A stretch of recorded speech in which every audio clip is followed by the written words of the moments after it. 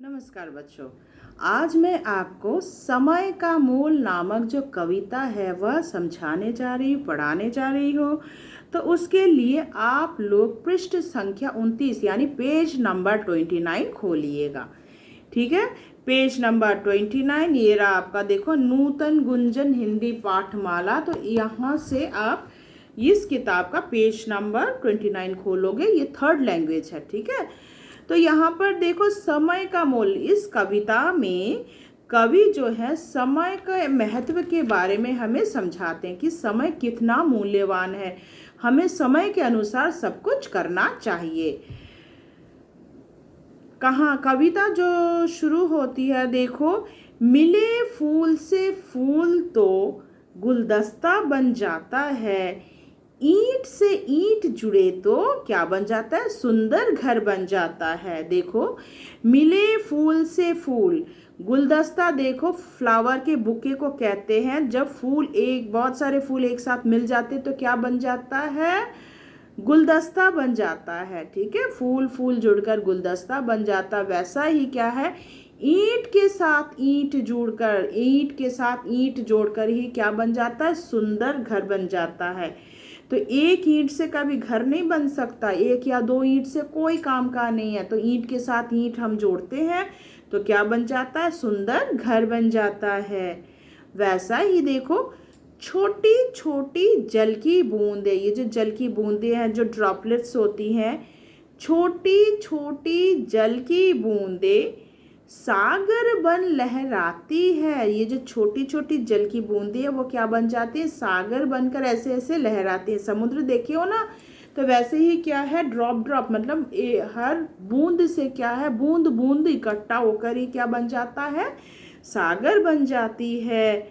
मिट्टी के कण कण से ही यह पृथ्वी बन जाती है। तो मिट्टी के कणों से इतना बड़ा पृथ्वी बना है। ठीक है, धूल मिट्टी जो है, मिट्टी के कण कण जुड़कर क्या बन गया है, इतना सुंदर पृथ्वी बन गया है। तो जल की बूंदें जुड़कर क्या बन गया, सागर बन गया है।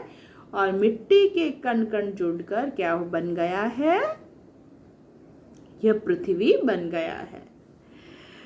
पल पल छोटा लगता है। तो ये जो पल, समय का पल होता है, ये जो सेकंड बोलते हैं, तो ये क्या, ये पल पल क्या होता है, बहुत छोटा लगता है। भाई क्या है, सेकंड मिनट बीतने में क्या है, मगर यही पल पल जुड़कर क्या बन जाता है, युग बन जाता है।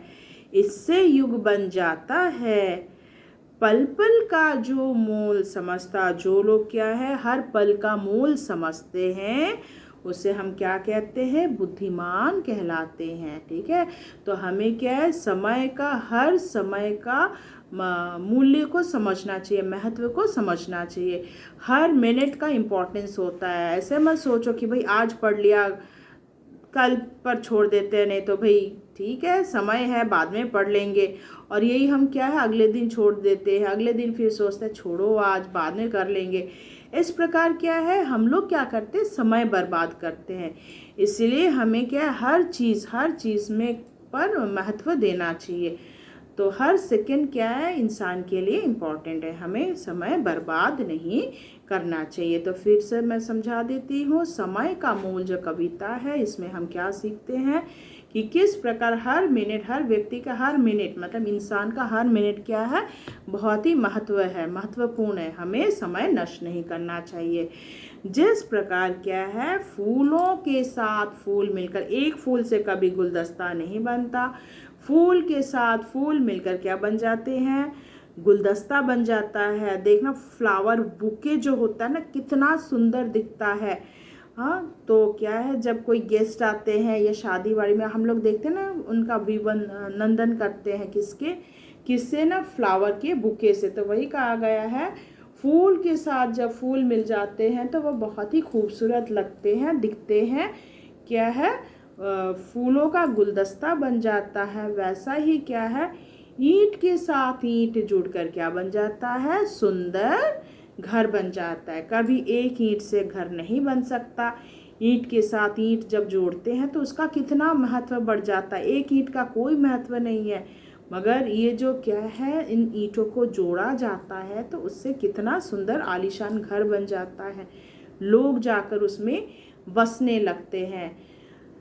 छोटी छोटी जल की बूंदे, जो जल जो होते हैं उसके छोटे छोटे बूंदे जो होते हैं, ये जो छोटी छोटी जल की बूंदे होती है, यह इकट्ठा होकर देखो हर दुनिया के हर कोने में क्या ऐसे ही जल की बूंदें टपकती हैं। तो यही जो है वह नदी में जाकर मिलती है। ये नदी कहाँ जाकर मिलती है? सागर में। तो क्या है, पहाड़ में से वह बहती हुई धरती में जहाँ भी हो, तो ये जो छोटे छोटे जल की बूंदें, पोखर में, पोखर बोलो, तुम्हारा लेक बोलो, सरोवर में, ठीक है, झील में, हर कहीं ये बूंदें टपकती हैं, फिर क्या नदियों में गिरती हैं। तो यही जाकर क्या है, सागर में आकर मिलती है, और तब क्या ये बूंद बूंद जुड़कर ही क्या है, सागर तक बन जाती हैं। कभी एक बूंद का कोई महत्व नहीं है, पर बूंद जब सागर में पड़ती है तो ये सागर का पानी भी बढ़ता है। बूंद जो है, पानी की बूंद से सागर बन जाता है। मिट्टी का जो कण कण होता है, छोटे छोटे कण होते हैं, उससे क्या बन जाता है, ये सुंदर पृथ्वी बन जाता है। तो देखो मिट्टी का जो कण होता है, सिर्फ एक कण, उसका भी महत्व कुछ खास नहीं है, मगर जब ये कण कण जुड़ जाते हैं तो देखो कितना सुंदर पृथ्वी बन जाता है। लोग कितने आराम से प्यार से मिलजुल कर इस पृथ्वी पर रहते, इसे हम लोग कितना सुंदर बनाकर रखे हुए हैं। तो देखो कण, एक मिट्टी के कण का कोई महत्व नहीं है, मगर यही जब आपस में मिलजुल कर साथ रहते हैं तो क्या है, क्या बन जाता है, ये सुंदर पृथ्वी बन जाता है। पल पल छोटा लगता है, देखना छोटा लगता है पल। मिनट क्या है, एक मिनट यूं ही बीत जाता है, सेकंड यूं ही मिल जाता है, बीत जाता है, मगर यही जो पल है, हर जो पल समय है, वह जुड़ते जुड़ते क्या है, युग बन जाता है। साल बीत जाता है, साल सैकड़ों साल बीत जाता है, युग बीत जाता है, 100 200 1000 साल बीत जाते हैं। तो क्या है, हर चीज़ का अपना महत्व होता है। पल पल का जो मोल समझते, इसीलिए हमें क्या है, किसका मोल समझना चाहिए, हर पल का मोल समझना चाहिए। जो लोग हर पल का समय समझते हैं, मोल समझते हैं, वही बुद्धिमान कहलाता है। तो देखो यहाँ से कविता से जो प्रश्नोत्तर है वह मैं आपको पीडीएफ के माध्यम से भेज दूंगी। इसके अलावा इस पाठ में जो शब्दार्थ है वो आप लोग उतार लोगे कॉपी में। मौखिक और लिखित प्रश्नोत्तर मैं आपको दे दूंगी। इसके अलावा जो सही उत्तर पर सही का चिन्ह लगाओ, ये भी आप लोग कर लेना। इसके अलावा जो समानार्थक शब्द है कविता से रिलेटेड, यह भी मैं आपको पीडीएफ के माध्यम से भेज दूंगी।